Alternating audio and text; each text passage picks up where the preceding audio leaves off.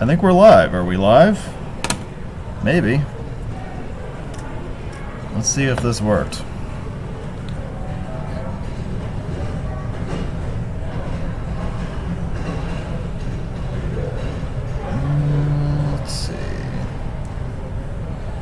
Let's see. It says I'm live on this. And I hope everybody can hear me. Alright. You guys can hear me okay like this, or should I turn up the volume a little bit? Let's do a quick sound check here. I don't want to get going into this and then find out that none of you guys can hear me. So, if you're out there, viewers, let me know if you guys can hear me rambling on about nothing, and then we'll get going.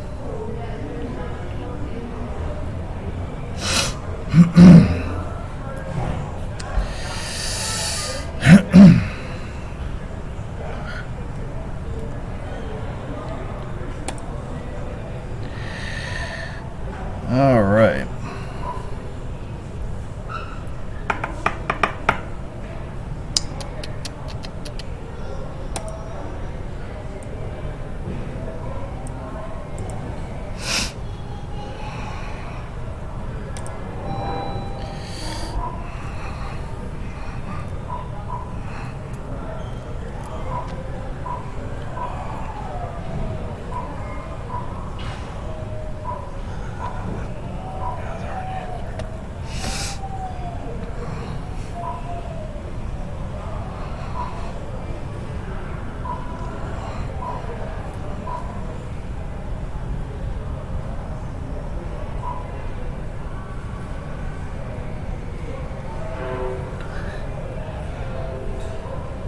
You hear me? All right.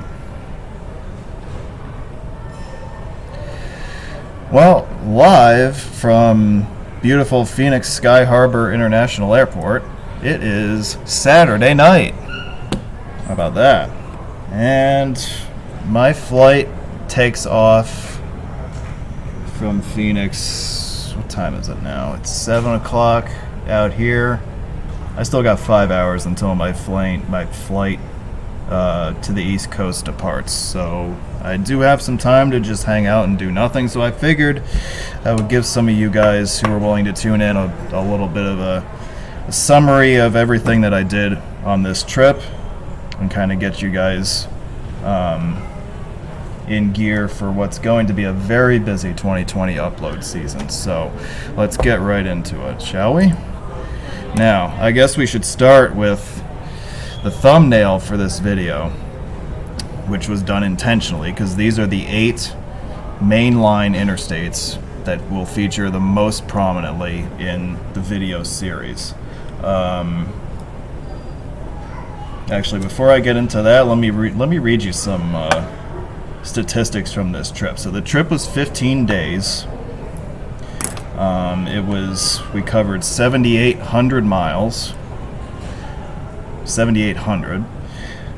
There were over 9,000 photos taken for my personal photo archive. Those are the photos you see on my Facebook page, and occasionally they pop up on my YouTube community page and also elsewhere. So there's 9,000 of those. The vast majority of them are road photos. And the number that you're probably going to be the most interested in is 809, and that is the number of new videos. Now, that is a phenomenal haul for a 15-day trip. To give you a bit of a comparison, last year's trip, which had actually an extra week added onto it, is a 3-week trip, did not cover nearly the amount of ground that this 2-week trip covered. I mean, obviously the big haul from last year was Hawaii, but yeah, it was like, as far as the amount of material that was documented, this year's trip just completely blows last year's out of the water. So this is probably going to go down as my most successful trip, whether it be winter or summer or whatever. I mean, this was just an unbelievable ride. So, yeah.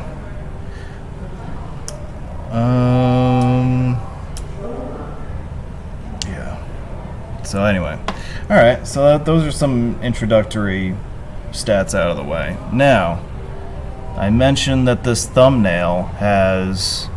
So of these 8 that you're looking at, there were 4 of them that were covered completely from end to end. You know, your standard, you know, bi-directional coverage. You know, the usual stuff that I do. You know, if you've been with me for a while now, you know how I roll.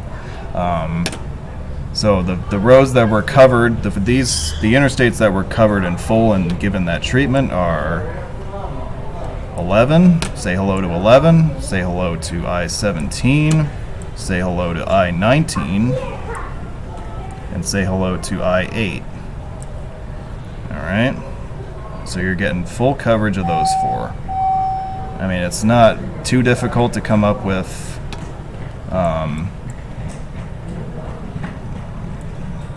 I-11, because that's only like 20 miles long right now.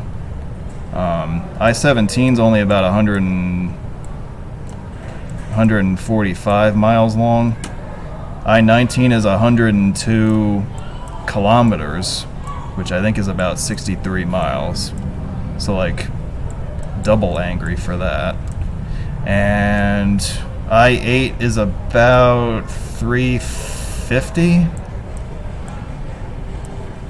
360, something like that. So that's how you get. So that was that.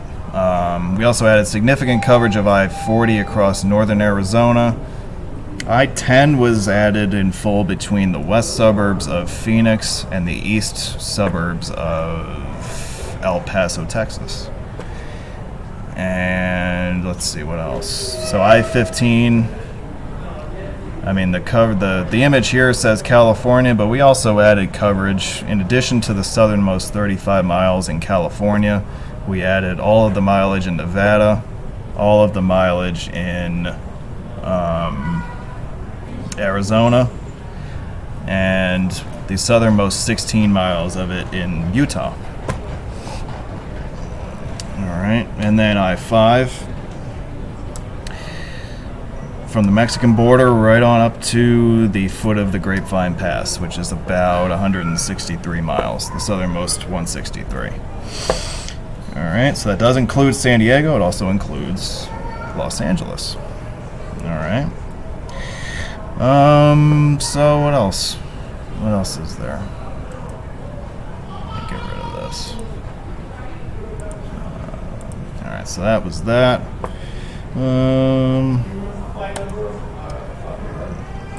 I'll show you my catalog. So I'll give you a chance to look at everything that's in there.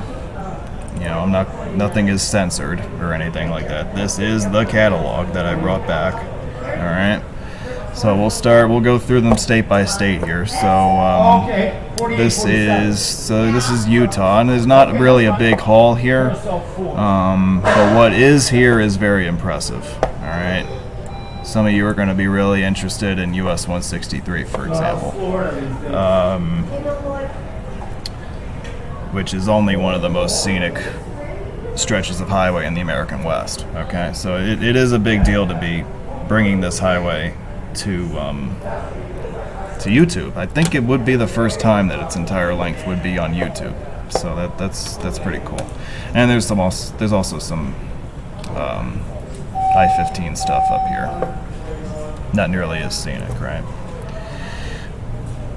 For the let me see, the third time in 4 years on a winter trip, I found myself in Texas. Except we did West Texas this time, and we did the El Paso metropolitan area. So here you go. You've got I-10 through town.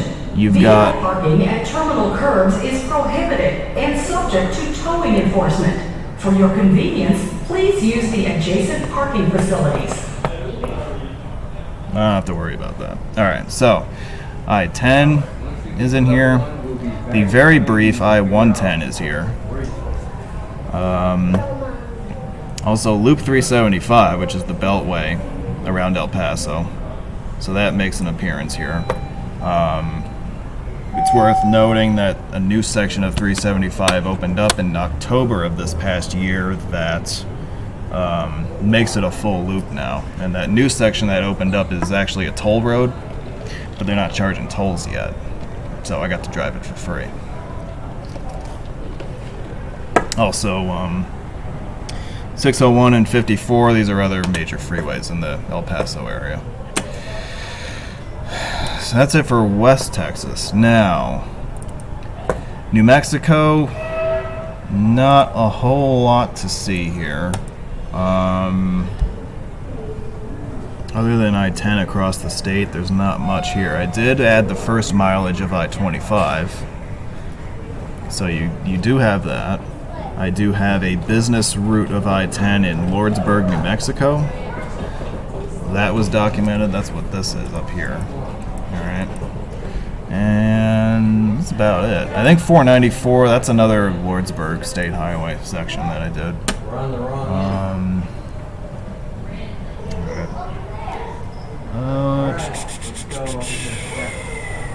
Alright, let's go.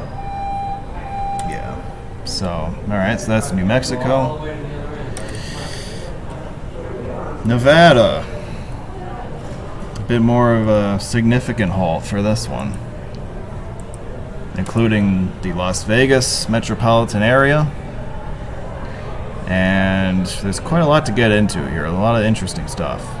Really looking forward to doing some of the live material that's going to come out of the Nevada, Las Vegas metropolitan area. So you're going to see up here we've got all the freeways. We got 15, we've got 215, both the interstate and the county route. And why is that? Well, they're still building the Beltway around the west side of Vegas. So what isn't interstate standard as of yet is signed as a county route for now. And then what else we got? We got 515. We've got the boulevard through the strip. That was done.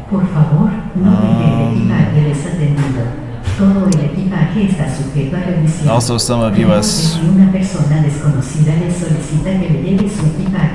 También reporte comportamientos sospechosos a los oficiales de la ley del aeropuerto de las aerolíneas. I don't speak Spanish, so I don't know what the hell they were saying. So US 95, running from Vegas up to the northwest. This was the route that I took to get to Death Valley. And, oh yeah, there's also I-11, which makes its appearance here. So I did two different things with 11. I did the standard videos, which are broken up every few miles, and then I also did, because it's so short, it's only 23 miles, I did a full video. I did a single video for the entire length, which was separate. It's not a combined version of these. This is a completely separate take. So you'll get two different versions of it if you like.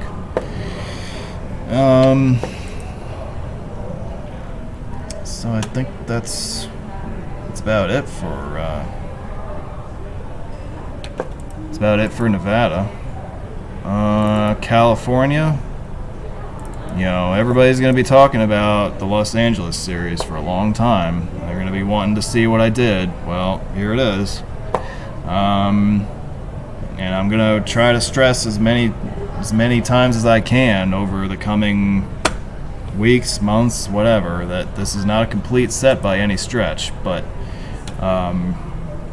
it's enough to get you interested, and it's enough to let you see at least a little bit of what the area has to offer, right? So we covered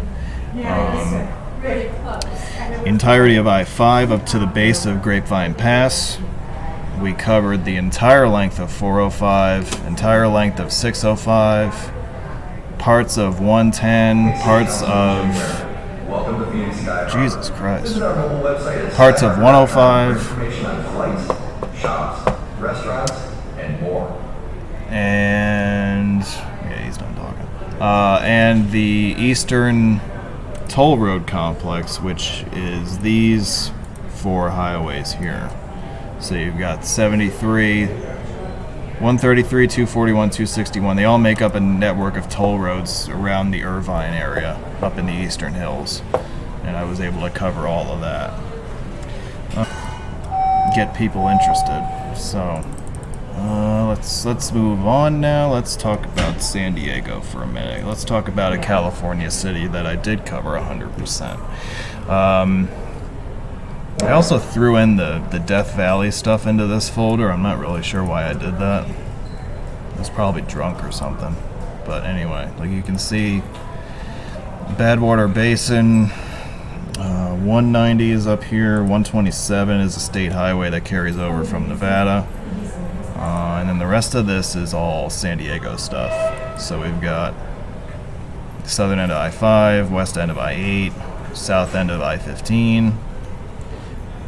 And yeah, I am cataloging the south end of 15 as I-15. Okay, I was like, what is that? Yeah, So you guys can feel free to kick my ass in the comments section if you like. Also, 805 was covered in full. It's pretty straightforward. And all these state highway freeways also. So you've got 78, 67, 56, 54, 52, 11, which is a really weird short highway, at 905. Yeah, I mean, and then here's the Bay Bridge over here. So, I mean, San Diego was covered in full, like you would expect.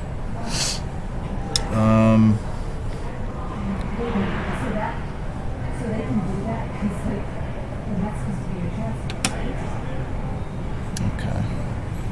Sorry, I'm looking at what people are saying in the comments section. How many checkpoints did you pass through to make this series? Like I'm assuming you're talking like Border Patrol checkpoints, right? So there's the one on 8 West in California. There's one on, let me do this real quick. So there's one on 8 West up in the mountains. There's one, where is it? I'm looking for it here. Oh, there's one on 86 across from the Salton Sea. There's one on 111 across from the Salton Sea. They're both pointed northbound, so technically I didn't go through the 111 one.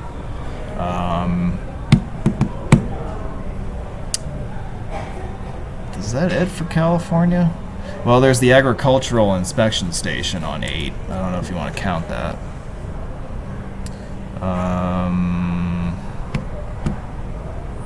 I think that was it for California. Arizona, there's the one on I-19. I think, oh, and there's one, you know where there's also one in Arizona? There's one on 8 eastbound, about 20 miles east of Yuma. So what are we up to now? 6? New Mexico, there's one on 10 West.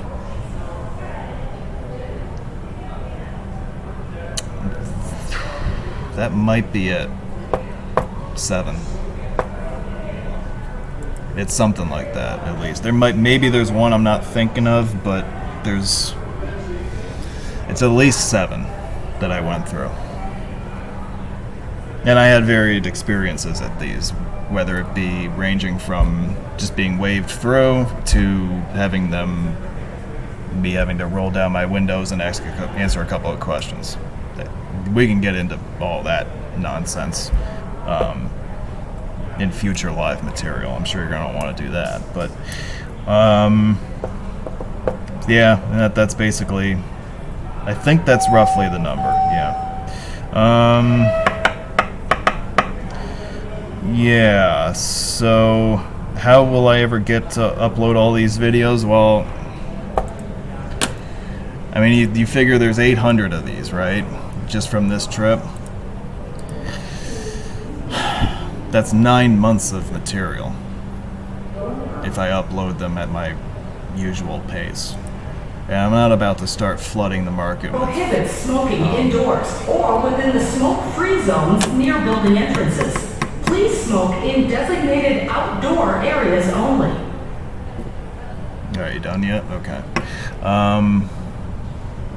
Yeah, I mean, that's 9 months of material, and it's impossible with the schedule I have to ever get to everything from a trip. So all I really end up doing is sticking it in this hard drive, which I call the upload queue, because that's exactly what it is. It's every video that I've done that I have not made onto YouTube yet, and you could say that I've got stuff from 25 states in here that I just haven't gotten to yet. Like, we can go through a couple of these states if you want, real quick. Look at all this stuff. This is Kentucky, right? I mean, you got all of I-65 in here. You've got I-71 in here. You've got some more stuff, like street stuff in Louisville. Like, there's a lot of stuff. This is just Kentucky. Like, let's look at... there's not that much in New Hampshire. What's in Ohio? Yeah, there's a lot of stuff in Ohio. Look at this. Like, I'm looking at this, and I don't even remember when I would have filmed this stuff. But it's been just sitting away for so long. This stuff's probably a couple of years old now.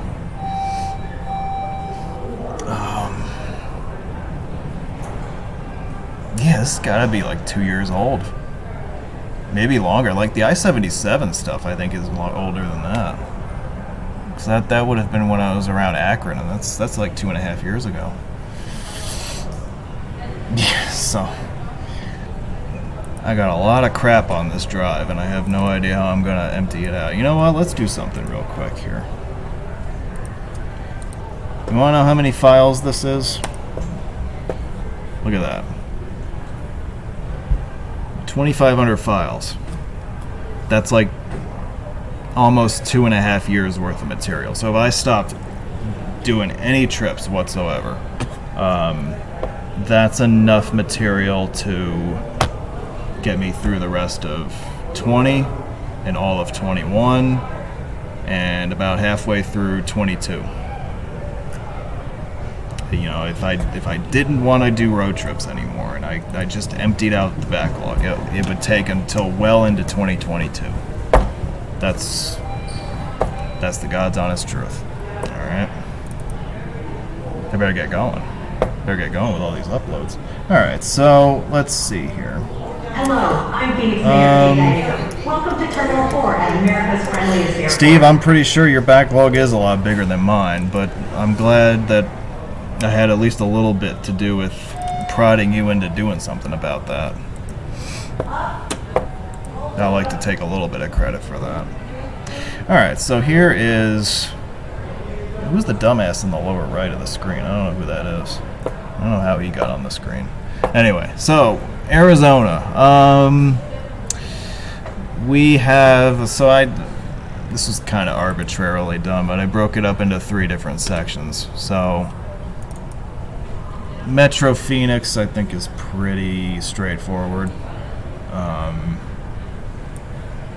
This is the entirety of the haul from there. You'll find every major freeway in central Arizona on here, including the very interesting loop routes, and they're cataloged as such. Those are worth a live discussion by themselves. US 60 is a major freeway around the east suburbs, like Tempe and Mesa. I-17, very interesting highway, running from Phoenix up to Flagstaff, and then of course we have I-10. Not a very interesting freeway, but it does have an interesting tunnel through downtown, which I'm sure we'll talk about when we talk about the Phoenix freeways in the next webinar. Attention! Vehicle parking at terminal curbs is prohibited and subject to towing enforcement. For your convenience, please use the adjacent parking facilities. I'm pretty sure she said that like 5 minutes ago. I mean, I guess people in Arizona have short attention spans. The short Gateway Freeway, yeah. That's Highway 24. That's what this is. It's interesting they sign it, but really all it is right now is a glorified off-ramp to local roads. Like the first phase of it was just to build the interchange off of 202, and it just ends at the first cross street that they found. So it's really just a bunch of off-ramps right now, but it obviously is, the idea is to build a much larger freeway out east than what is there right now.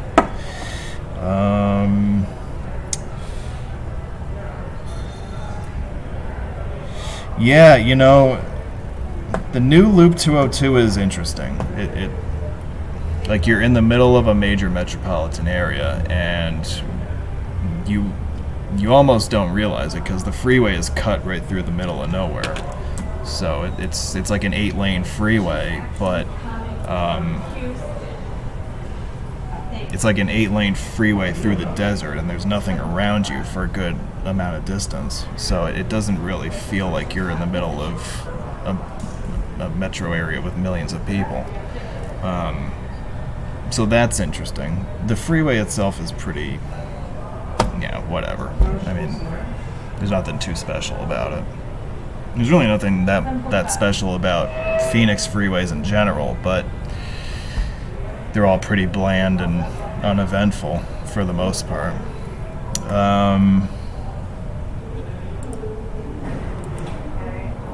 Highway 51 is up here. Yeah, that is the Piestewa Freeway. It connects the east edge of the downtown loop with Loop 101 in the north suburbs. You know what I should do? I have the internet, so let me... Oh no, Dallas Love, 745 C gate. But these are D. Where's the C gate? Let me pull up a map for you. So I have the power of Google Maps on my side. So let's do this. Alright, here's your metro area. In fact, I can draw some of this stuff on here, so let me do that real quick. Use the highlighter. Here's 51 up here. Obviously downtown is right here in the middle of the loop, right? The new South Mountain Freeway that opened in December, or not even 2 months ago, is this right here. Alright, that was not on the map until a couple months ago. I wasn't the first person to film it, but I was one of the first. Yeah, there are a ton of stack interchanges in Phoenix. You will notice that as we go through as you watch the videos and as you get familiar with the metro area. Basically everything meets at a 4-level stack in Phoenix. I-17 has... How many do they have? There's the stack with 10. I guess they only have 2. Because there's the stack with 10 and the stack with Loop 101. And then there's another really cool stack with US 60 and 202 out east. That one's really neat. Yeah, just everything, like, when in doubt, everything is a 4-level stack in Phoenix. Like, that's basically the default construction out here. Where was I here? Alright, so, yeah, we went over... I think we went over Phoenix pretty well. We don't want to leave Tucson out, do we? Here's I-19. Notice how the exit numbers are not in miles, they're in kilometers. And all the mile markers are not in miles, they're in kilometers. Alright. It is America's metric interstate. The rest of I-10 across southeastern Arizona is in here, although don't count on seeing most of this uploaded. Because as I said, there's just way too much here for me to get to in a timely fashion. Like, I basically have 6 months to upload 9 months worth of material, so obviously there's going to be stuff that gets left out. But The likely stuff to be omitted would be rural stuff like this, like I-10. I-8 across Arizona is just terrible to drive. It's just a complete bore. Like the urban stuff with I-10 in Tucson is interesting. I'll probably give you all of I-19. In fact, I know I will give you all of I-19 because it's not that long, and it's a unique freeway in America, so you guys should be able to see that. All right, that was Tucson, and then of course we have northern Arizona, which is this is all like primarily U.S. and state highways. There's also some roads within Grand Canyon National Park. There's state highway. What the hell is... Oh, I know what 95 is. Never mind. 95 is out by Lake Havasu. 64 is Grand Canyon. 98 is across the top of Arizona from Page out towards Monument Valley. US 89, I did a lot of that. US 93. 160, the Arizona section of 163. 180 is in here. All right. These, by and large, other than of course I-40, most of the stuff is rural 2 to 4 lane highways just in the middle of these amazing desert landscapes. So I hope I'm going to be able to get to some of this stuff in the next 6 months because it's really fascinating.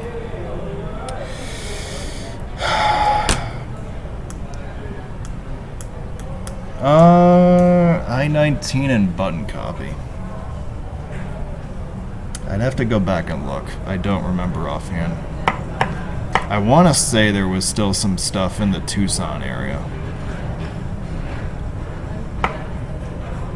I tell you, Phoenix still has a lot of old stuff on its freeways. A lot of button copy on the freeways. And surprisingly, Vegas too has some old stuff. Although I have to go back and look to see if it was button copy, but there was a lot of old stuff in Vegas too.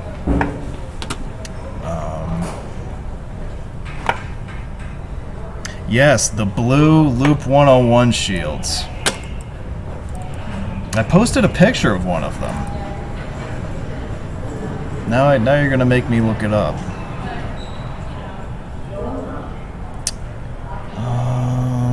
Where is it? Where would it be? I think it was... Is it on this day? Yeah, it was on this day somewhere. Now I'm gonna have to find it. See, now you guys have got me on a mission from God, and I'm gonna find this frickin' sign picture. Okay, that's... I'm on the trail here. Here it is. What do you... Look at that. And this is one that I found by accident because I was getting off the freeway to make a U-turn, and boom, there it was. Right there. That's the only one that I saw. I did not see any old colored 202s.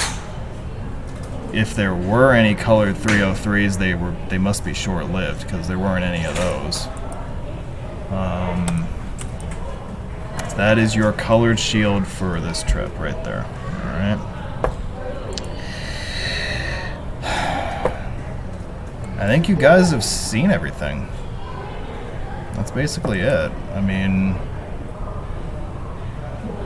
that's really all I got. I mean, the only structure to tonight's presentation was to show you what I did, and I just did that. So, if you guys have anything for me that you want to ask, I'd be happy to stick around for a little while. Let's see, what time is it now? It's 7:30. Check-in for my flight doesn't start for another 4 hours. So... No, I did not cross the Mexican border. although I came to the Mexican border in 4 locations. South end of I-5, the south end of Highway 111 in Calexico, Nogales, south end of I-19, and south end of I-110 in El Paso. So you actually see 4 different border crossings, but I did not go through any of them. Okay. Well, I mean, I guess I can show you some stuff if you want.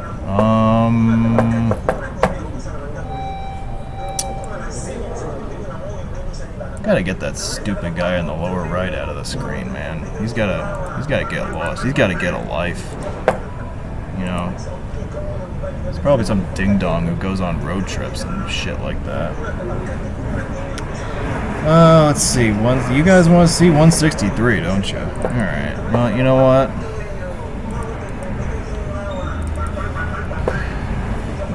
Just cause Mr. CL94 is watching.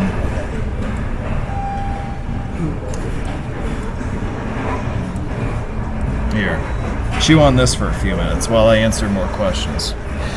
Let me go through the comments section here and let's see what we got.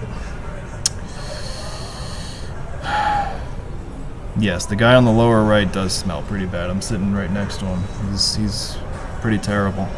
Let's see. What were some highways you wanted to drive that you didn't get to drive?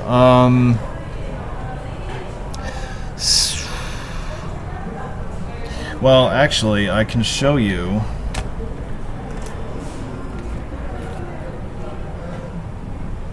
It's a nice view, isn't it, by the way? I'm going to pause it right here and let you guys look at that view for a minute. So, you see here, maybe you can see. You can see that, kind of, maybe. So, I did an inventory page for every state and every city that I went through, and I basically got to cross off all the stuff that I got to. It was not part of the official itinerary of the trip. Let me unpause this.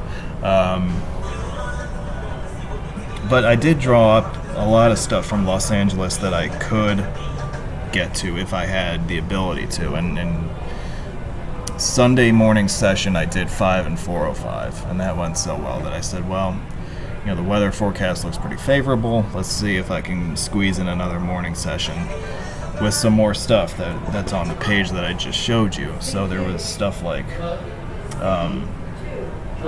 there was more of I-110, there's more of I-10, 105, 710.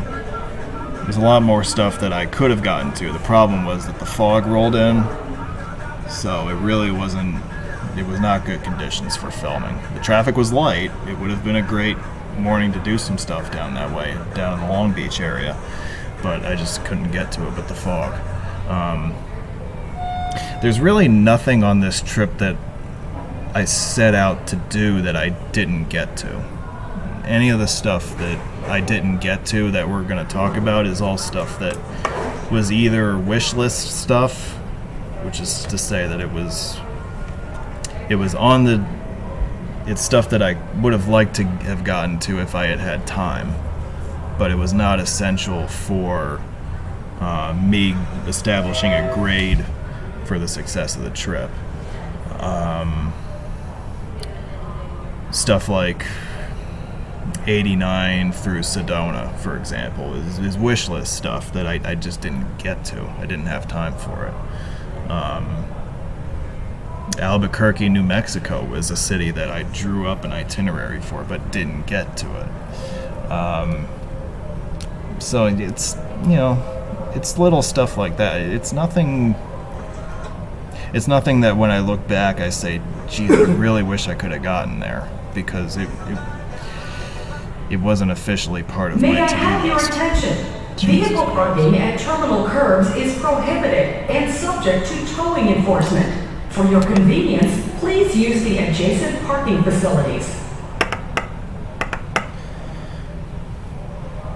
Yeah, so there's not much that I didn't get to that I wanted to get to.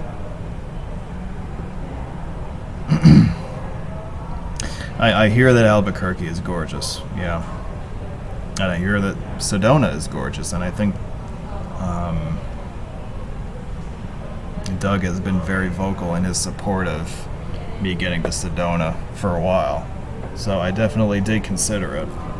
But, you only have so much time to do certain things, right? So,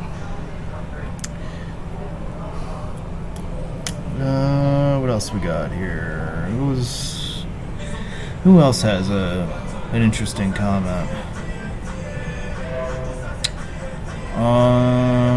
Let's see.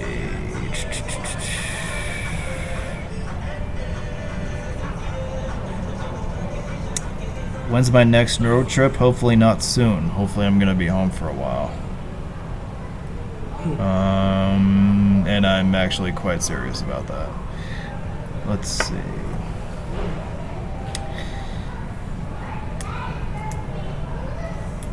You ever gonna film European roads?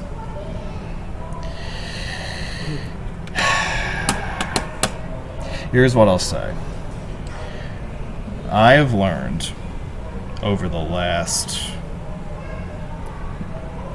10 years of doing this that one of the things that you have to do is not close the door to any possibility. So if you had told me a year ago that I would be filming in Los Angeles, I would have said no way. If you told me a year ago I'd be filming in Chicago, I would have said no way. Well, both of those things happened, right? So I'm not going to say that I'm not going to do it. I am going to say that I'm not going to do it soon, like in the short term. But I think it's the thing about my hobby is that it's a very fluid thing, and that I'm always looking for places to go. I'm also looking for ways to improve the channel's coverage. And my opinions on how to do that fluctuate with time. So it's not out of the question that I would take this channel anywhere in the future. I think I've proven over the last 10 years that what I do works, no matter where you put me. And my style will translate very well anywhere you decide to stick me on the map. So I feel confident that wherever I go, whether it be later this year or, God willing, 10 years from now, it's going to work, and you guys are going to like it. So I'll just leave it at that. I'm not going to Japan as long as that coronavirus is laying around. I am not going there. Nope. No can do.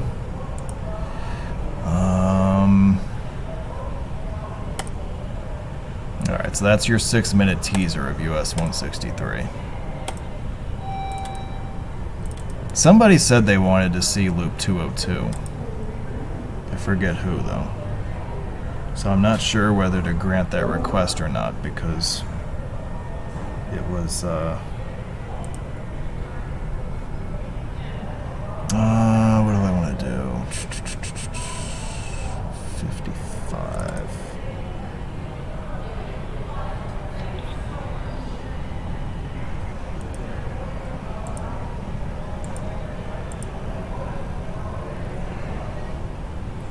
All right. Here's a little bit of South Mountain Freeway coverage for you. While I continue to go through the comments section here, this is Loop 202 westbound starting at I-10. This is the section that opened in December. Let's see. Yeah, well, the thing about Japan is I've always wanted to go there, because it's some of my earliest favorite bridges are in Japan, actually. There's the obviously there are all the record-breaking bridges, the ones that Hello, that we all Councilwoman Deb Stark. Welcome to Phoenix Sky Harbor. Security checkpoint wait times are available on information displays throughout the airport and can also be viewed on skyharbor.com. Alright. What the hell was I even talking about? I don't remember now. Oh, we were talking about Japan, weren't we? Yeah, we were talking about Japan. I think it would be really cool. I don't think I would want to do it solo, though. And that has nothing to do with coronavirus or any of that other stuff, right? Like, it's just, I think that there's a comfort level thing with going to some place so far away with completely different language, completely different culture, you know, like all that stuff. I'm not against going there, but I don't think you would ever see me do it solo. In other words, I'm looking for volunteers to go with me. Just putting that out there, alright?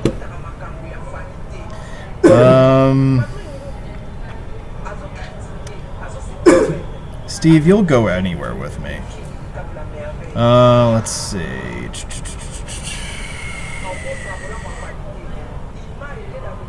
Well, that's the other thing about Japan, is you have to drive on the left, and I've never done that before.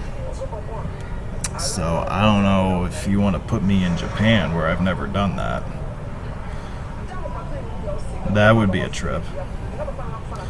What else we got here? Where are we here? Oh, we're still on 202, never mind. The weird Highway 11 stub. Yes. Although it's not as weird as the southern end of Highway 125. That is ridiculous.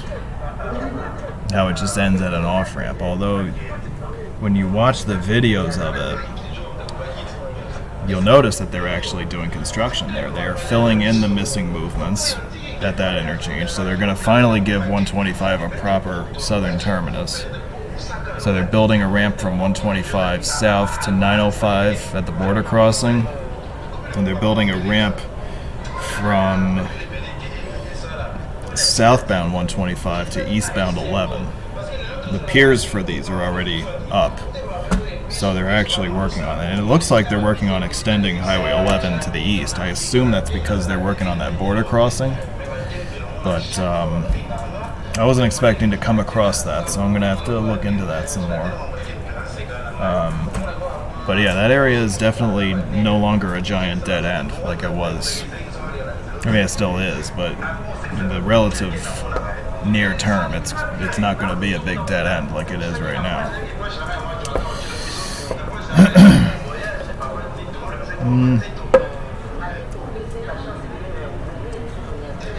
Let's see here.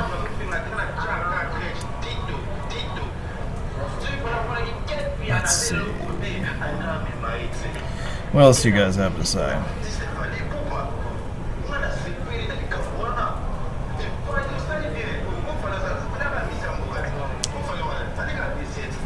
Do you think any roads in that area are useless like Corridor H?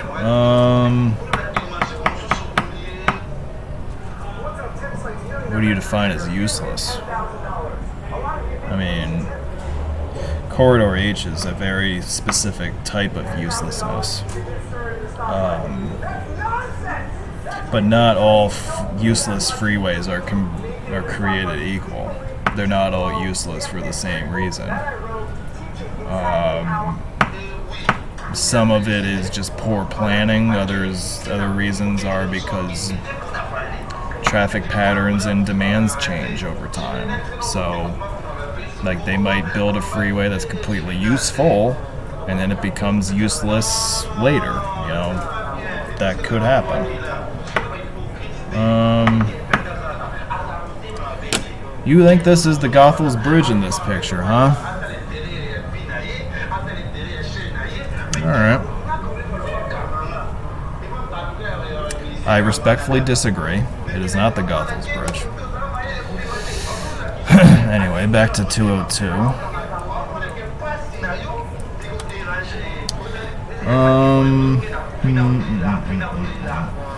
Yeah, it's crazy, right? Like, look at this sound barrier on the right that's with us the whole way, and there's nothing, there's no development to the right. So it's like, why is this here? All right, so now the barrier ends, but like that went on for miles, and there's just nothing there. At least not yet. I mean, they're probably gonna build all sorts of neighborhoods and all that stuff in the coming years now that the freeway is here. But yeah, just look at the setup here. We're like in the middle of nowhere, right? Well, here's a development here, and here's another sound wall. But yeah, it's like an 8-lane freeway with nobody on it, just in the middle of this desert. It's very interesting.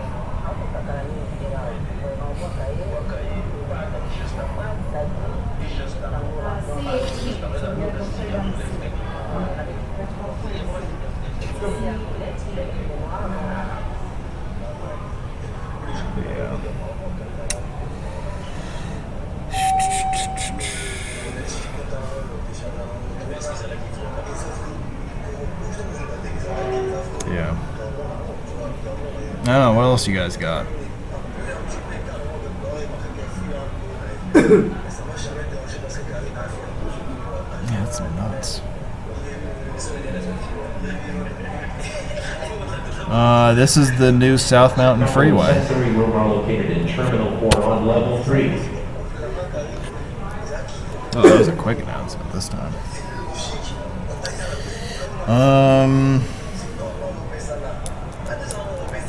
Yeah, Southwest Quadrant. This whole... which airport am I stuck at? Beautiful Phoenix Sky Harbor. Which actually is a really cool name for an airport, I gotta say. Sky Harbor. I approve.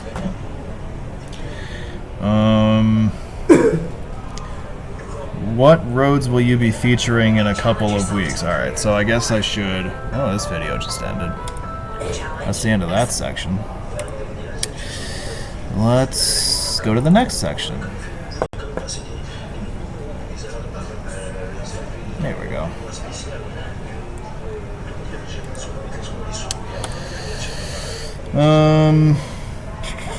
Alright, let me catch up on some comments here. What roads will you be featuring in a couple of weeks? So here's how I'm going to do this. We still have about a week left of Chicago stuff. That'll be done by next weekend sometime. And then we're going to get into some other stuff. Like, I have a whole series of bridge videos I want to put out in the month that follows. So we're going to have Mississippi River bridges in Memphis all the way up to St. Louis. We're going to do those. We're going to do more bridges around Pittsburgh, which I did whenever the Pittsburgh meet was. I think that was in August. So we'll finish that out. There's also more New York bridges. New Jersey. There's a Scudder Falls Bridge construction update that's got to go up. There's new cashless tolling stuff in New York that's got to go up. There's the Whiz Bridge has a construction update that's got to go up. So there's a lot of bridge stuff that we're going to get to in the next month or so. My goal is to start uploading stuff from this trip April 1st. That's my goal. That's my life goal for the next month and a half. All right. As far as what I'm going to lead off with, I haven't made a decision, but I'm leaning Vegas. Attention! Vehicle parking at terminal curbs is prohibited and She doesn't like subject that. to towing enforcement. For your convenience, please use the adjacent parking facilities. She's yelling at me because she wants me to start with Los Angeles, but I'm leaning Vegas right now. I have the right to change my mind, but that's the way that I'm leaning right now.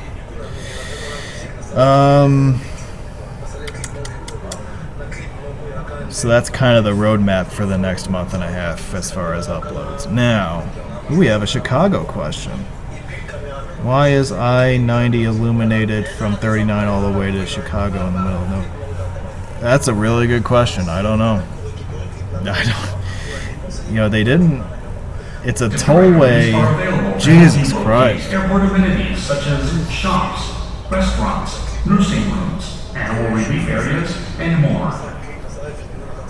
I love that the Peanut Gallery likes to chime in every 2 seconds with stuff over the loudspeaker. Well, I thought that the... Los interactivos están disponibles para ayudarle a localizar servicios del aeropuerto como tiendas, restaurantes, clubes y salas de espera, salas de enfermería, áreas para animales y más. Gracias.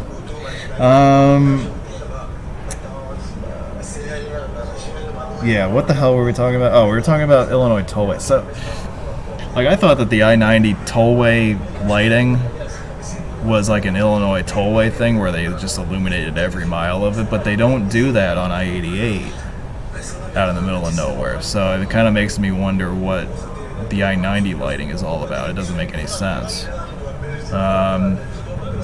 Good question. I don't have an answer for you. It struck me as being very odd as well. Your pet. Please do not allow your pet to walk on moving walkways. Trained service animals are an exception. Before I get interrupted again.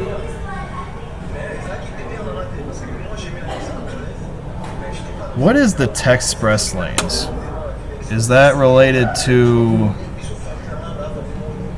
Well, I covered all of Loop 375, if that's your question.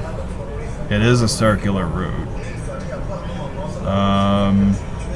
So, as I think about it, maybe I know what you're talking about. So, along the border wall section, there was a segment of Freeway where they actually had an express toll lane that was part of the highway, but it was striped and there were plastic poles and you had to pay a toll to use the lane. But they got rid of that configuration a couple of years ago. But you'll actually see, like, there are still overhead gantries up that are blank. There are no signs on them, but the overhead gantries that are still there used to have toll road signage on them. So the southern section of Loop 375 doesn't have a toll anymore. What is going to have a toll is the Border West Expressway section, which is from more or less downtown El Paso westward. It's a new 8-mile highway that opened in October that is going to be tolled, although when I drove it again, there was no toll charges on it yet. And when you watch the videos of it, there's the VMS signs on the highway say toll something like toll deferral period or something like that. Like there's no toll charge for now. I think right now it's just a trial period.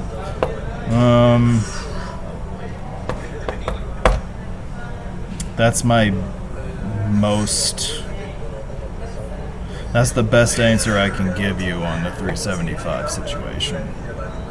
Alright. What else we got? What else we got, guys? Let me go through.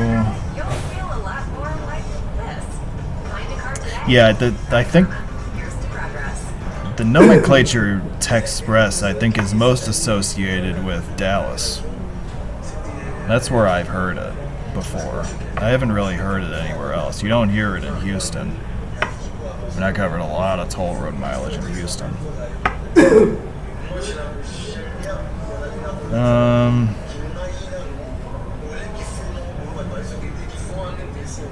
see. I don't know. What else do you guys want to? What else do you guys want to ask me about? It's 10 o'clock in the east. It's 8 o'clock in the Mountain Time Zone. It's Saturday night, and I am thrilled that however many of you that are still watching this are spending some of your Saturday night with me. That is just fantastic. Thank you so much. So many familiar faces here, and it's great to see all of you. I figured a food question was coming.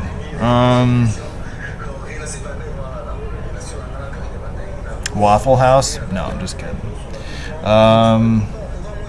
There's some really interesting cuisine if you go up to the reservations in northern Arizona. One of my favorite meals of the trip involved a dinner at a restaurant run by people who live on the, I think it was Navajo, one of the Navajo reservations up there. And they had this amazing taco dish. And you could tell like it was all homemade and it was all like locally grown veggies and stuff like that. It was that was really good.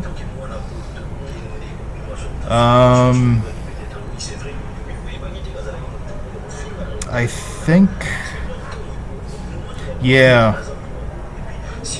it was like they billed it as a taco, but when it came out to the table, I thought they got my order wrong because it was basically the size of a pizza.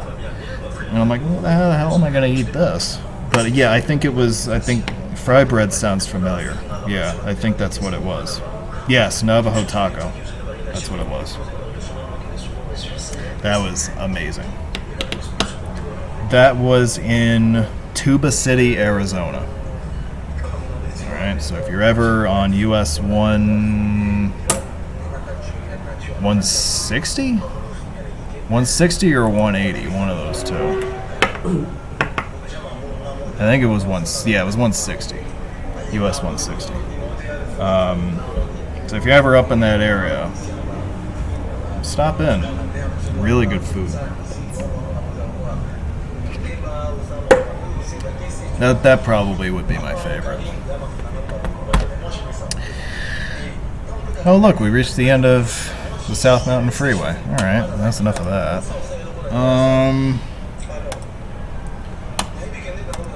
Someone asked about Highway 11.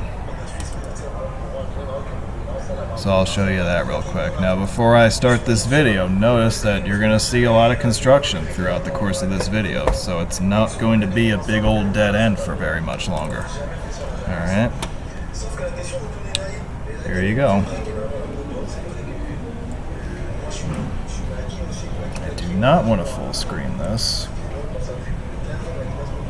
I said I don't want to full screen this. What am I doing here? What the hell's this shit? Alright, here we go. So that's not big enough. Alright, here we go.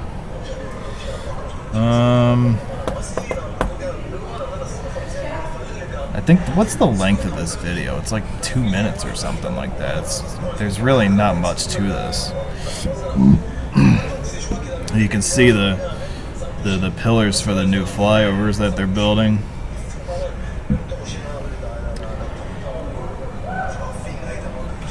And then the first exit on this freeway is also the last exit. So what is this freeway, like a mile long? Something like that? There's really not much to it.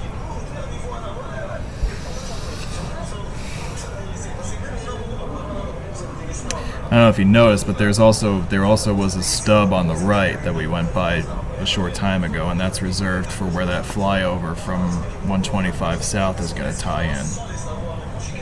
And we got more stubs up here where the freeway comes to an end. Yeah, I think Highway 11 is definitely more substantive than Highway 24 at this point.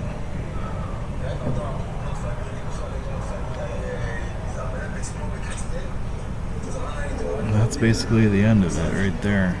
Now, I think you can see from the top of this intersection, you can see all the construction equipment up ahead. And they're definitely starting to build something beyond this intersection. So in the year 2047, we will have a new border crossing, just a short distance from here. So that was that.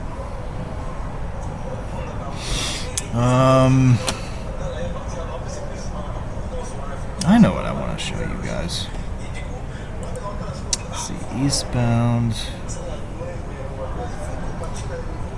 Did I do this one? I think so. There we go. While I read through some more comments, please enjoy some scenery from San Diego. Let's see.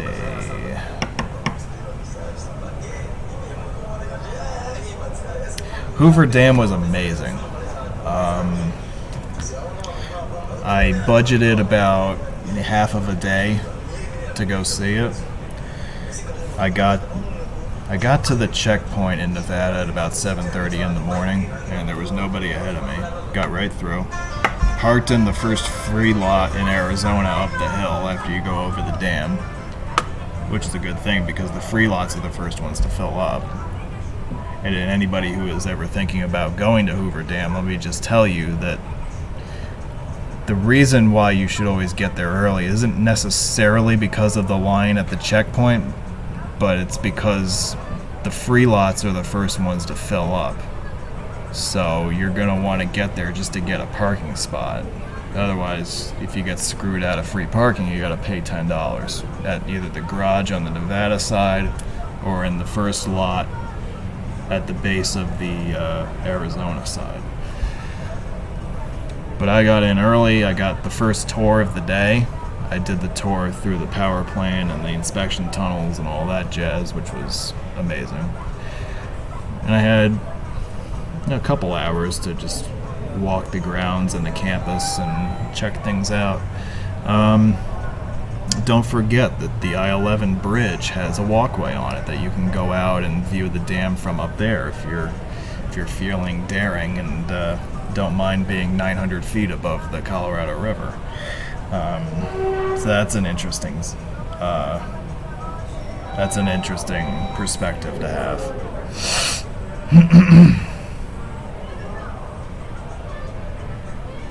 But yeah, it was great. I enjoyed it. Really, really recommend it. Anybody who's interested in engineering and technology and all that other stuff. There's a ton of stuff there. And I spent half a day there. I easily could have spent the full day and seen everything if I wanted to. Like, if you can spend a whole day there and not run out of stuff to see. It's really cool. Lee Gilbertson, please report to the American Airlines ticket counter. Somebody's Lee lost. Gilbertson. Yeah, so.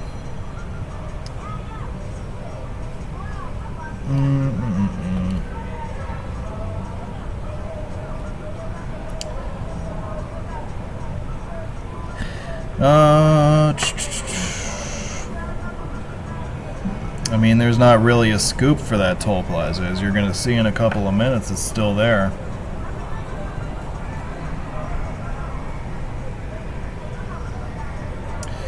I did do Glen Canyon, too. I did visit that, although I didn't do... that place has a visitor center, too. But I just stopped in to see it. I didn't do, the whole... the tour and all that stuff. I just stopped in to see the bridge and the dam and get a few pictures of it. But yeah, I did see Glen Canyon Dam. I also saw Parker Dam, which is down south of Lake Havasu. I did see that. So those were the three dams that I saw. Parker Dam really isn't anything that special, but it's there. What else we got? What else you guys got for me? We can keep going for a little bit longer if you want. Let's see.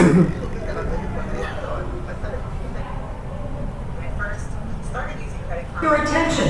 Vehicle parking at terminal curbs is prohibited and subject to towing enforcement. For your convenience, please use the adjacent parking facilities. That's right, in case you didn't catch it the first 10 times. So,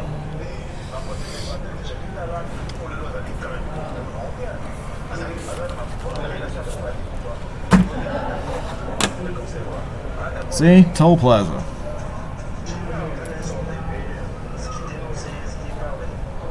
And there's not much to it. They just let traffic go through it, and it doesn't really get in the way of anything.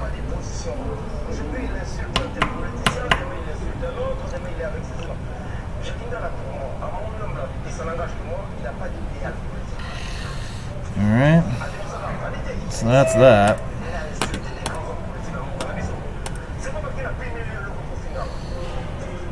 Let me see here. I know what I can do. Your attention, please. Lee Gilbertson, please report to the American Airlines ticket counter. Lee Gilbertson.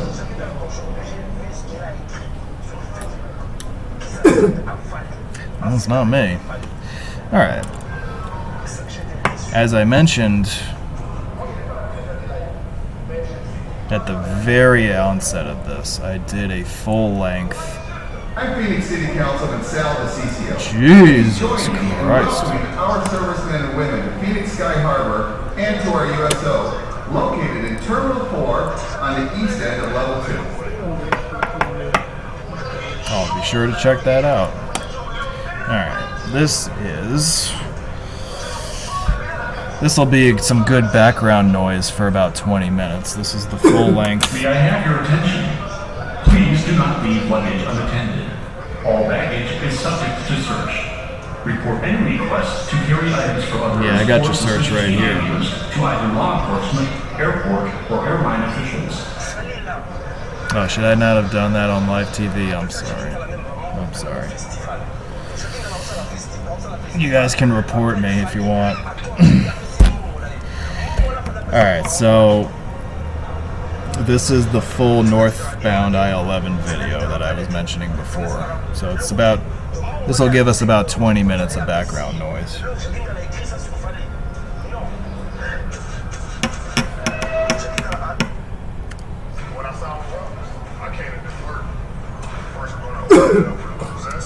Yeah, with the number of checkpoints I've gone through, I've been subject to search the last 2 weeks. So that's nothing new.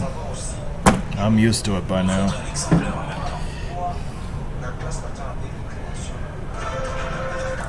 What is the list of shortest 2DIs in the country as of now?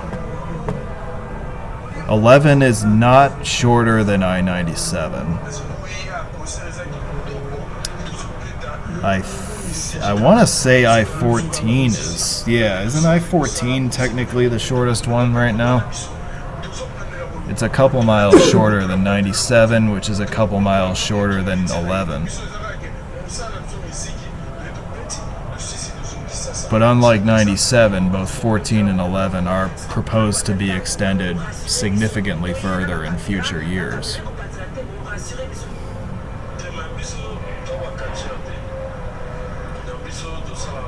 Oh, that's right. Forgot about 87 in North Carolina. That's my favorite illegitimate interstate. 87 belongs in New York, not North Carolina. Sorry. This is the bridge over the Colorado River right now.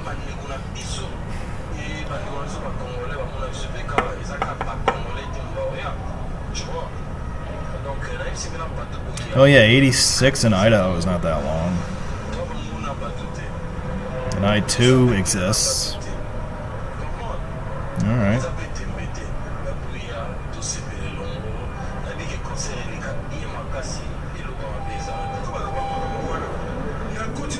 Well, 97, those ramps you're talking about to the Harbor Tunnel, those don't count in the mileage of I-97. Those are actually I-895 spur numbers that are not signed.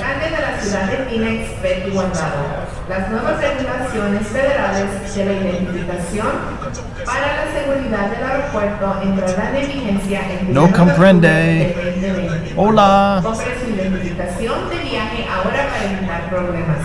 Obtenga más información en skyharbor.com/travel ID. Yeah, I-12 is about 85 miles, something like that. There are a bunch of mainline routes that are relatively short.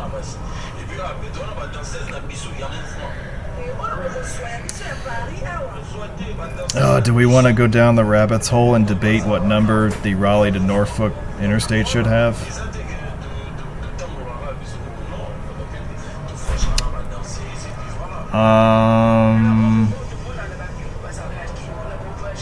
I'll give you my official recommendation. You ready? I-46. There's no way in hell it should have a north-south number. So 87 has always been a non-starter for me because it makes no freaking sense that you would sign a primarily east-west route with a north-south number and not propose or not allocate the possibility of it extending in a more northerly trajectory in the future. It's just dumb. I am a complete idiot. So, anyway. Oh, don't you start with that, Steve. I don't want to hear it. Don't want to hear it.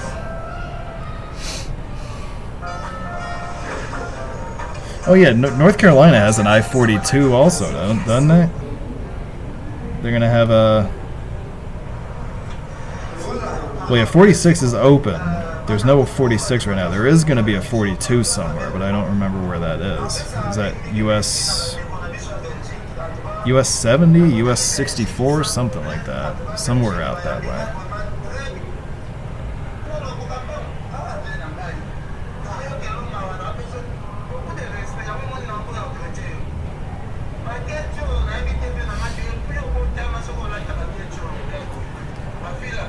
US 70, okay.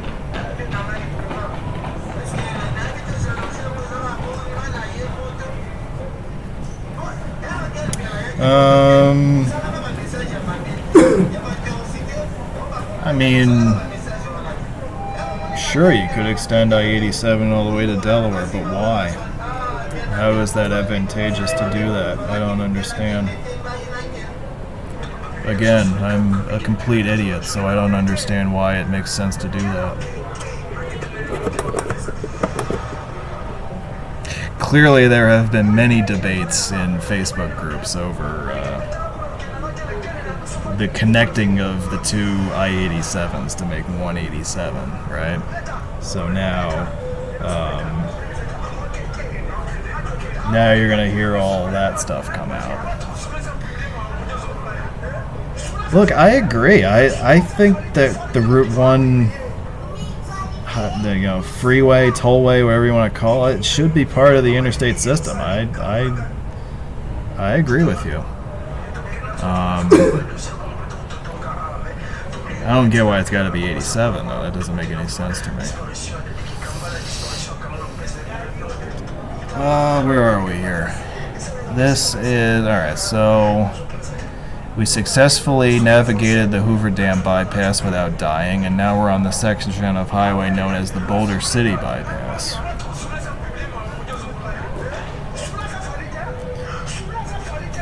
Yeah, the 288s. You could connect the 286s if you want.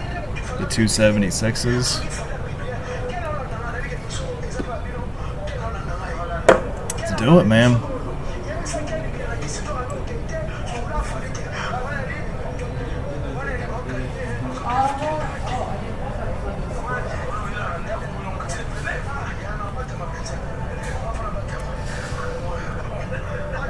As the debate rages on about I-87 up and down the East Coast. Because you guys are nuts. Smoking indoors or within the smoke-free zones near building entrances. Listen to the nice lady. Please smoke in designated outdoor areas only. One of the things I really like about this section of highway is the part of the video where the lady starts speaking Spanish.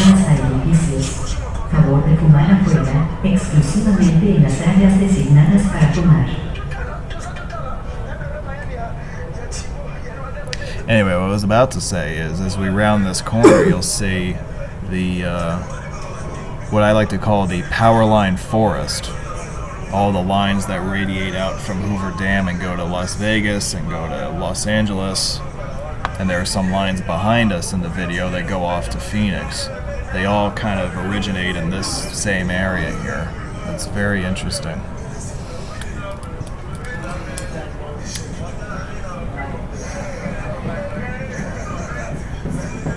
Yeah, I mean, we could get into... Listen, you know what we could do? We could spend an entire live webinar, live session, whatever you want to call it, just talking about I-87. I mean, there's enough arguments and enough rationale to make my head explode. I mean, you really could spend hours just talking about that. It's crazy.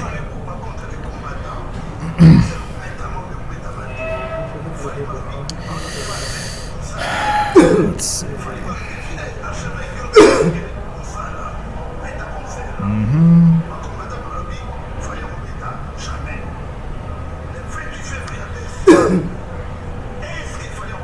How are you guys liking I-11? You want me to switch to something else? Or you want to keep going? Where are we right now? Oh, there's a Nevada State Trooper. Now we're about halfway through the video.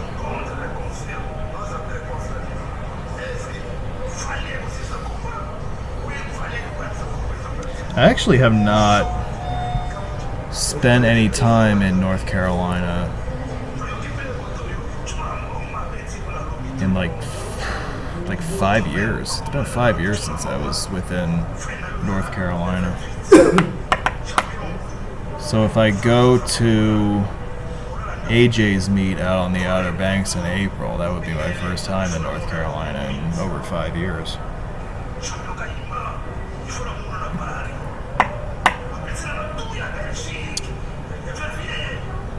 You gotta love these mountainscapes that are so common in the western cities. Like Vegas has a lot of this, and obviously Phoenix does. Welcome to Terminal 4 at America's friendliest airport. And yeah, I mean, Phoenix has a lot of mountainscapes like this. El Paso has some really impressive mountains, including the mountain pass on 375, which is amazing.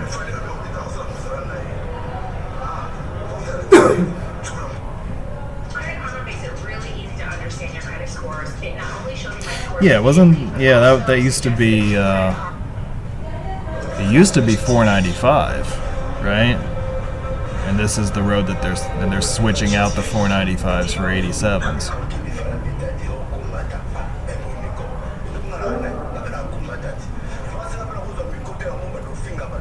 Yeah, I think that's right.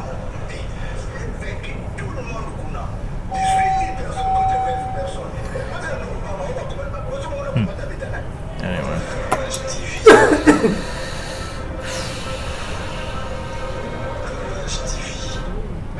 Let's see, what other comments do we have?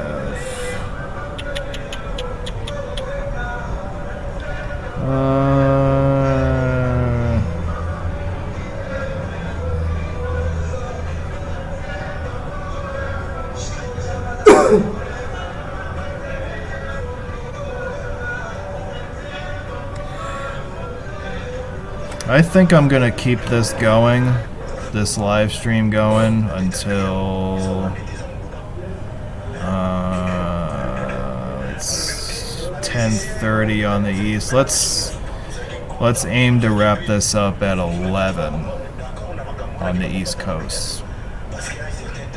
So you've got another half hour before I'm gonna say my final. Your attention. Vehicle parking at terminal curbs is prohibited and subject to towing enforcement.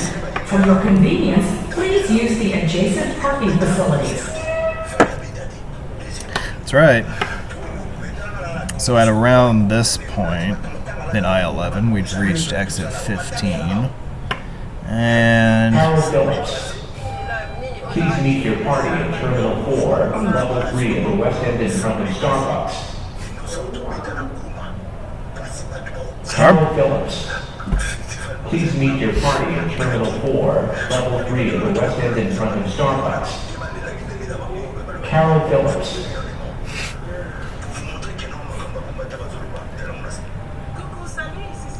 I'll go meet up with them if they're a free Starbucks. That sounds pretty good.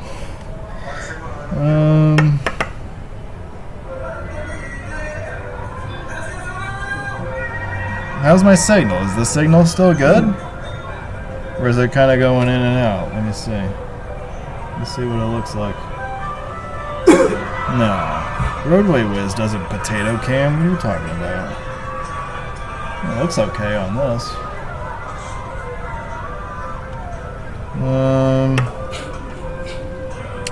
Yeah, so interesting thing about I-11.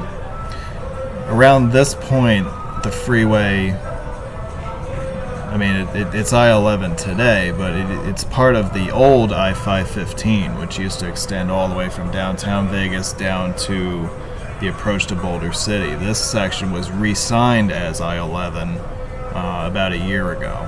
So now we have new interstate signs, we have new exit numbers, right? Because now this is part of a different interstate highway. So, yeah, instead of having 515 interstate signs, we now have 11 signs.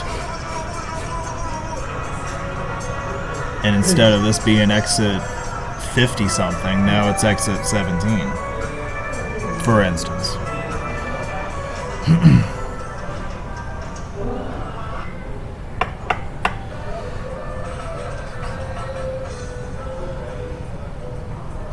Yeah, one of the interesting things to watch in coming years is what they do with the I-11 number through Vegas, like what alignment they choose for it, and also like how they go about designating it, what that does to the designations of other highways. Not to see how that's going to play out. Right, they haven't decided yet. I think I read that. Please meet your party in Terminal 4, Level 3 of the West End in front of Starbucks. He's still waiting to meet in front of Starbucks. Carol Phillips. Please meet your party in Terminal 4, Level 3 of the West End in front of Starbucks. Carol Phillips. I hope there's free coffee involved. Yeah, so I think, you know what I'm going to do? Let me do something real quick. I'm going to pause this. We'll come back to this. Let me... Please meet your party in Terminal 4, Level 3 of the West End in front of Starbucks. Alright, so... Carol Phillips. Please meet your party in Terminal 4, Level 3 of the West End in front of Starbucks. Carol Phillips. Or else the Starbucks is going to explode. Alright, so... here's a map of Vegas, right? The current I-11, as you see, is like this, right? And it ends right here in Henderson. Now, I think... from what I've read, I think there have been 3 concepts for what to do with I-11. And if you're going to be watching my Las Vegas webinar, we'll go over this in more detail. But I think the 3 options are this. The conventional thinking is to just have it overtake 515 and go through town and follow US 95, right? There's another line of thinking that takes it along the 215 and then out this way. There's also a third idea, which is the wackiest of them all, but if they ever built it, it probably would be the coolest of the ideas, and that would be to do this. Have it go up this way. By the way, this right here would have to be a tunnel because this is Nellis Air Force Base. So that would be badass, to have a tunnel, a freeway tunnel beneath an Air Force Base. I don't know if the Air Force would allow them to do that, but that would be pretty cool. Alright, back to this.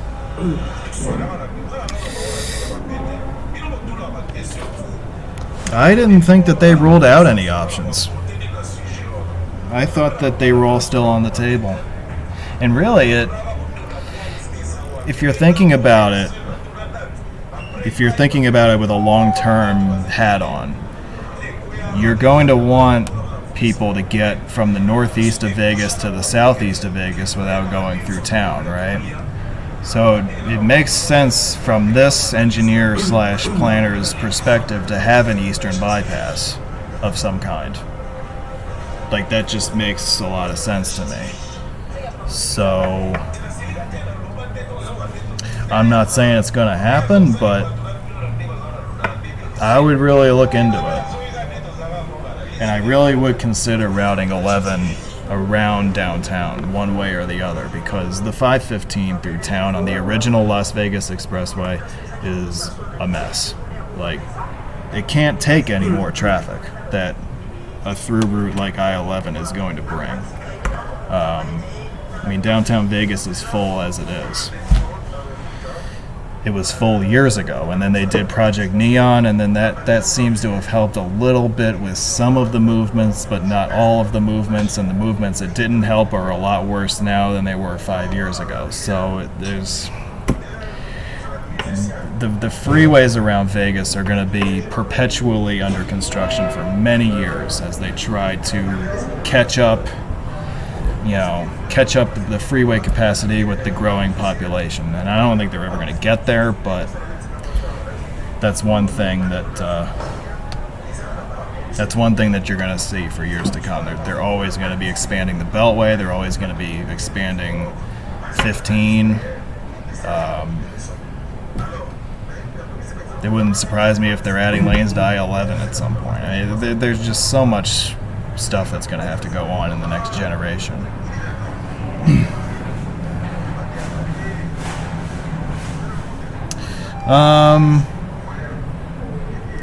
Like this view of Vegas as we come down the hill towards the 215-515 split. This is one of my favorite views of the city.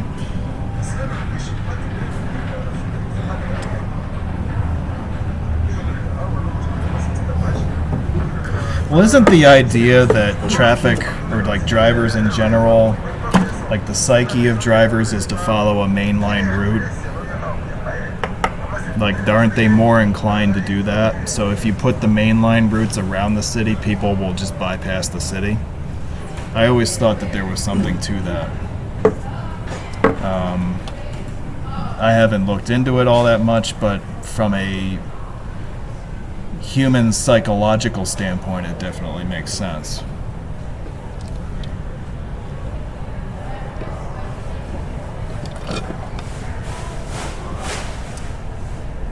Well, yeah, that's true. I mean, GPS has kind of muddled things a little bit. That's true. Yeah, I don't know. That would be interesting to see what would happen. Like, if they build the east bypass route, like through Nellis and out by the Speedway, like, how does traffic change? Like, what's the traffic count if you sign it as I-11? What's the traffic count if you sign it as I-211? That would be something that's an interesting hypothetical that I would actually like to see.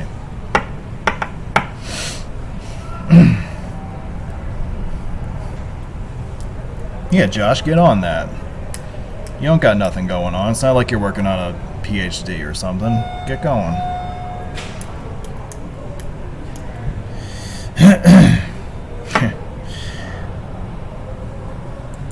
What else? What else do you guys want to see? That was the end of I-11, all 23 miles of it. Congratulations, you have all virtually quenched a mainline interstate tonight. You didn't know you were going to do that when the evening started, did you? Does California have toll booths? Depends on where you are in California. Like in San Francisco for the bridges, there still are booths, yeah.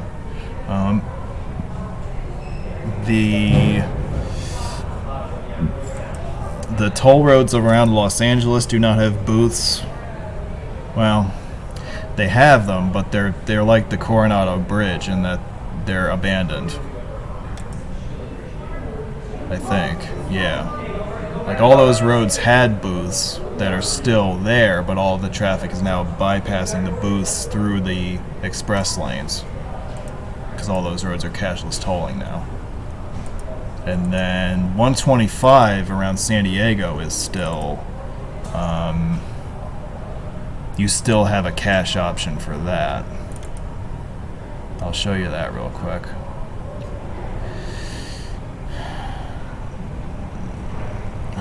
Let's see, where's the booth? Yeah, here it is. Yeah, so you got your through lanes here that we're in, and then you have your cash lanes off to the right.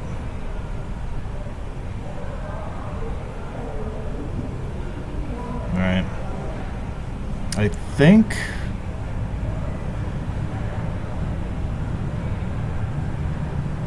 those are the only toll booths that I came across the entire 2 weeks. Any other toll road that I drove is all electronic, whether that's in El Paso or in Southern California.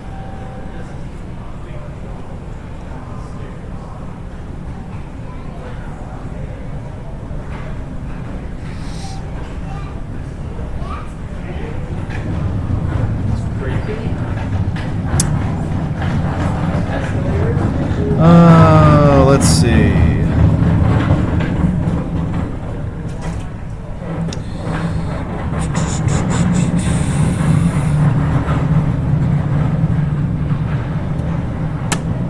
Yeah, you want to see the border crossing at I-5? Shoot. I'll show you this one.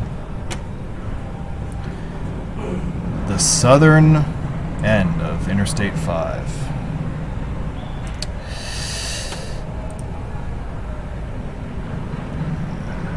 This is right. So here's the last US exit. But I'm going to go past that because I am an overachiever and I believe in giving you every little bit of video coverage of a highway that you can possibly get. Most video coverage that you see of I-5, they exit off at the last exit there. But we're going to keep going a little bit further here. Now let's see what's up ahead here. Hopefully I don't get shot or kidnapped or something.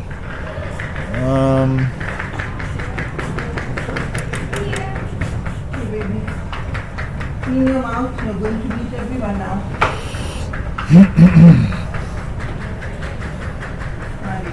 Oh, look, they gave me a U-turn ramp. Awesome.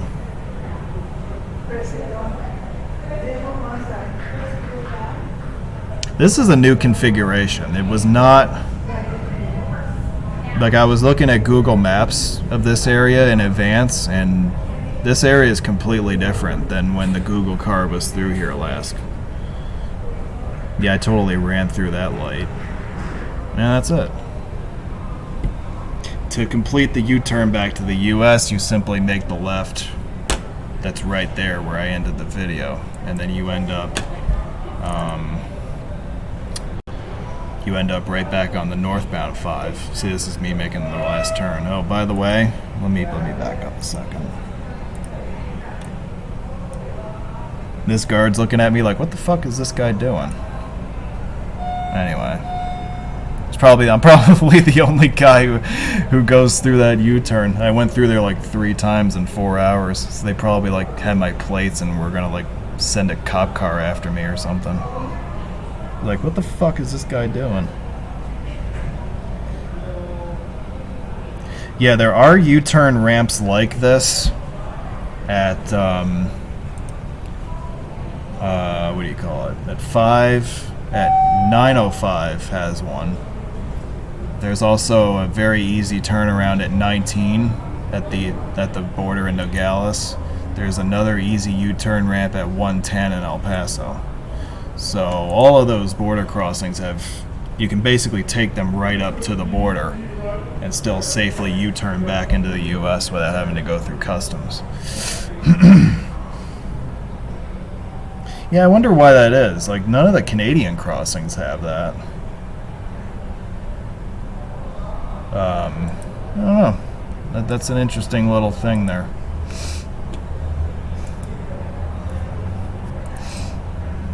Okay.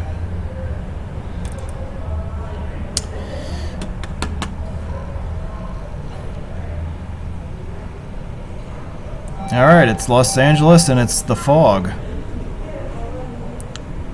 We are stuck in the fog for this video, folks. Normally you would be able to see the sprawling 105, 110 stack in this picture, but there ain't much to see in this video, For your unfortunately. attention, vehicle parking at terminal curbs is prohibited. May I have your and attention? subject to towing enforcement. For your convenience, please use the adjacent parking facilities. Well, I-19 doesn't make it to the border, that's right, but like there is a U-turn at the Nogales border crossing that's right in front of the customs station, and I did film that entire sequence there. So as you're coming off the interstate and you enter the town, you actually have a couple of curves like this, and then you come to an intersection, and then when you turn right, that's where the border station is, and so that's where I ended the video. That's what I meant when I said 19, like, because I drove that whole sequence as part of the I-19 series of videos.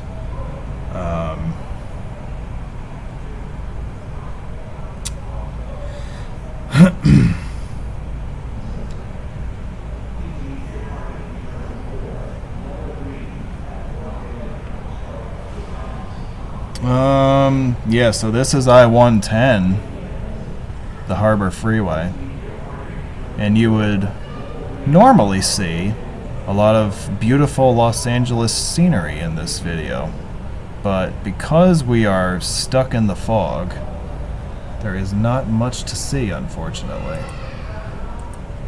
And as I was filming this is the express lane overpass above us. As I was filming this, I was thinking to myself, well, this was a fucking waste, because I'm not going to be able to really use much of this. Just because of the fog. It's not an ideal picture. It's not an ideal thing that you want to put up on YouTube and be like, hey, look, it's I-110, except, oh shit, you can't see anything because it's all foggy. But one of the coolest things I've ever filmed is about to happen in this video. Alright? We're stuck in the fog, right? I have no idea where the hell I am, right? So, let's just keep watching for a little bit and see what happens. Because when it happened, I was like, holy shit, this is like the coolest thing I've ever captured on video. Or, I mean, I don't know if it is, but in the moment I thought it was pretty darn cool.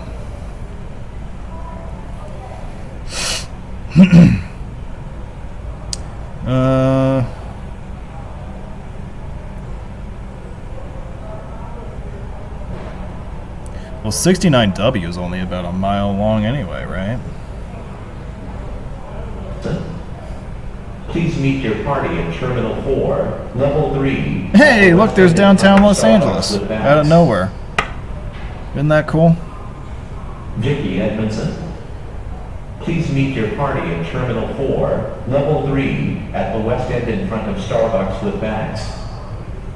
Vicky Edmondson. Everybody's lost in front of Starbucks tonight. I have no idea why. Isn't it interesting how the fog kind of gets rolled back like a curtain, and hey, look, there's the city right there in front of you. So, you know what? I'm going to upload this video. I'm going to dare people to sit through the first 5 minutes of it to get to this part.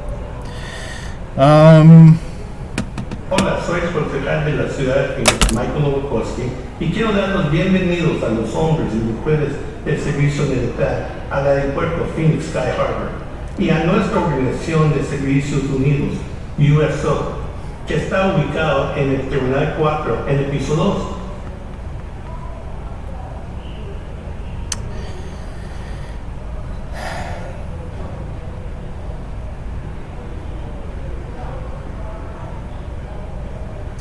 The legal U-turn in front of... what is this? Does it extend to the middle of the bridge? Because there is a mile 0 right in front of the customs station. So I don't know if that means anything. Or if it's just misplaced or whatever. But there is a... I think it depends. Yeah. The thing about clinching highways at border crossings is that it's really dependent on your interpretation. And I think the general rule that we've always employed is that if you make the last legal U-turn before a border crossing, it counts as a full documentation. That's how I've always operated.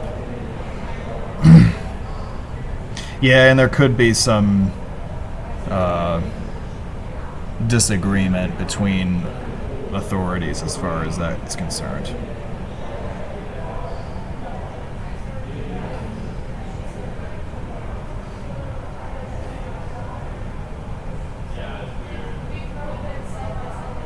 Really? You have to be able to see customs for it to count? I don't know about that. That's not really fair.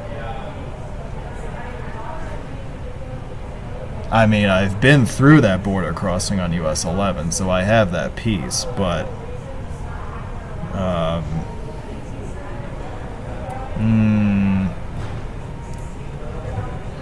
really? So I-95 wouldn't count if you took that last exit?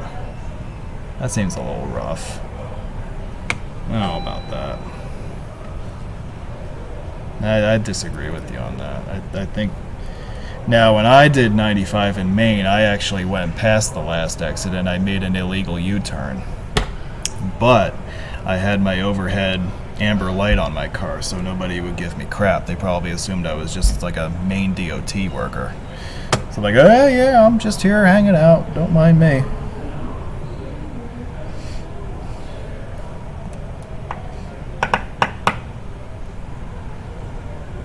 Well, and again, what is reasonably close? That's also a relative term, you know? So, we're racking up the stuff that we could spend hours and hours of live TV talking about. It's like Wikipedia. Yeah. Atención, por favor. Es una violación de la ley federal abordar en un avión o pasar por el punto de revisión con un arma de fuego, cuchillo o armas.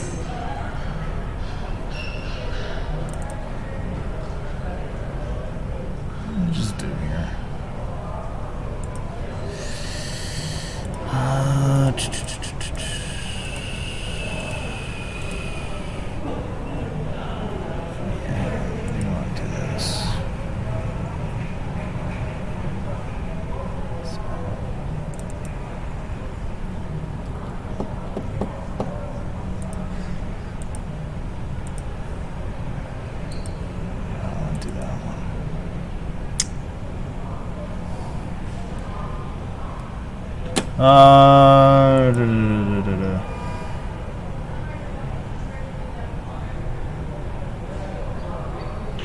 What is downtown Los Angeles northbound?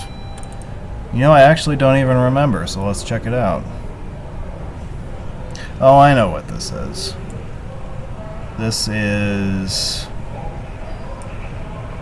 coming off of 10 eastbound going on to 110 northbound. That's what this is.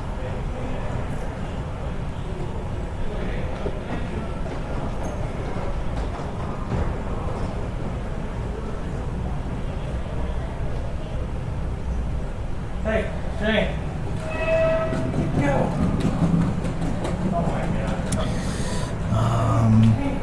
You know what? We'll make this our last video of the night. So,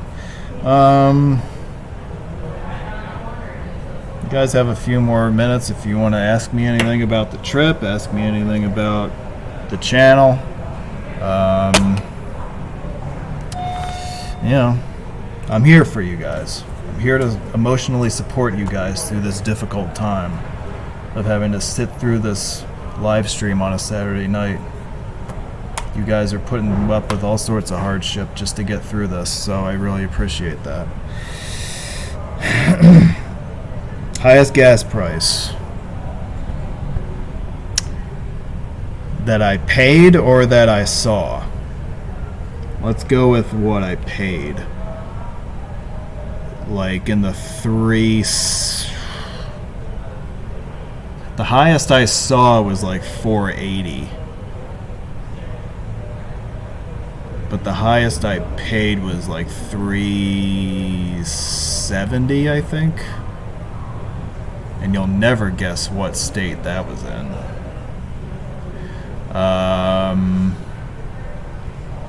And also, if you're interested, the lowest price that I saw and paid was $195, and that was in El Paso, Texas. So it was quite a variation in price depending on where you were.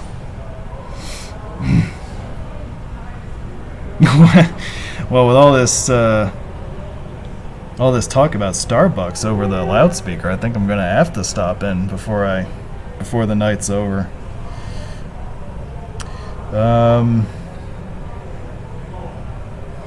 Yep, covered all of I-8, including the mountain pass where the roadways are like a mile apart, and they're doing all sorts of stuff up there. There's also the really interesting part in Arizona where the freeway sections actually cross over each other a couple of times going over a mountain pass. That's a pretty neat section. But we got that in full.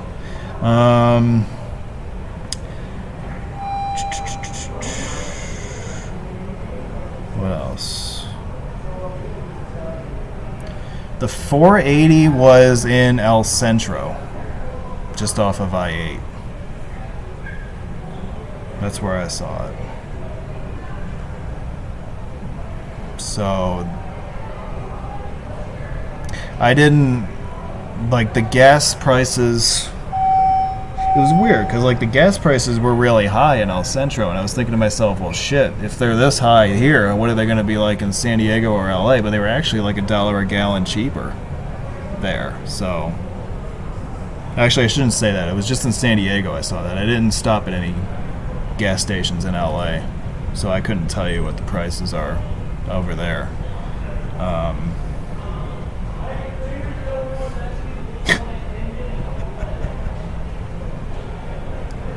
Steve nailed the mission statement of this channel. That is nailed it.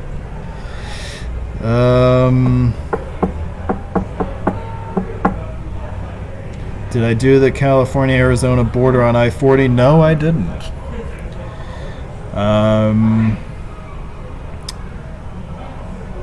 I did do London Bridge, though.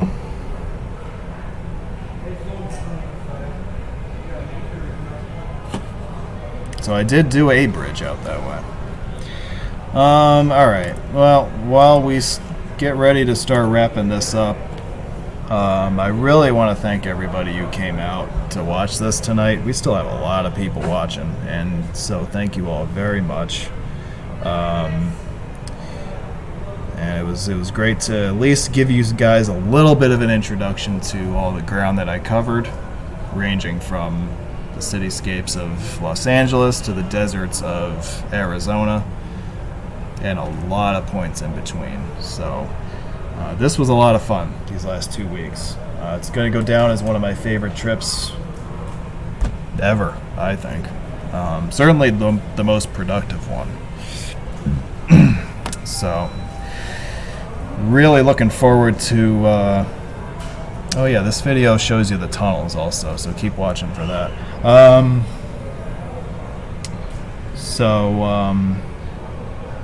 Yeah, this was a lot of fun the last 2 weeks, and I'm glad that I've been able to give you guys this little introduction into what I've been up to the last 2 weeks. Vehicle parking at terminal curbs is prohibited and subject to towing enforcement. For your convenience, please use the adjacent parking facilities. And I'm also glad that I've been interrupted by the loudspeaker over the last couple of hours or so. Alright, so that's that. We can close out of this. I'll just give you guys real quick. I've made some administrative decisions as far as the next live content for the channel. So as the dates of everything get finalized, I will bring that stuff to you. We have the next virtual tour that's been scheduled. I saw the results of the poll that I put up. I hear you guys loud and clear. You guys want to see I-5 for some reason. So you know what? This will be our next one that we do. We'll do I-5 from San Diego up to LA. And that should be a lot of fun. No shortage of stuff to see along the way for that one. I'd like to do that one sometime in March or April. So we'll stay tuned for an announcement date for that. And we'll have that. We'll have the date for that set up real soon, I think. And we're going to do 2 from the Southwest. All right, so later on in the year, we'll do this one. Again, another really interesting trip that I think you guys are really going to like. And I've already started working on the webinars for this season. I'll show you this one real quick. This will be the first one that we do. All right, this one I'd like to do sometime in the month of March. So keep an eye out for this one. All right. And with that, I think we've basically got everything covered that I wanted to do tonight. So thank you all for coming out. And I'm going to sign off and go get me some Starbucks to help me get through the night. And hey, we got that weird guy in the lower right to go away, finally. And that's going to do it for me. So thank you all again for watching. Look for more posts on Facebook. Look for more posts on YouTube. And we'll have plenty more to discuss on the American Southwest in the coming days, weeks, and months. So, till then, thank you very much for watching, and we'll be in touch. See you guys later. Have a good one.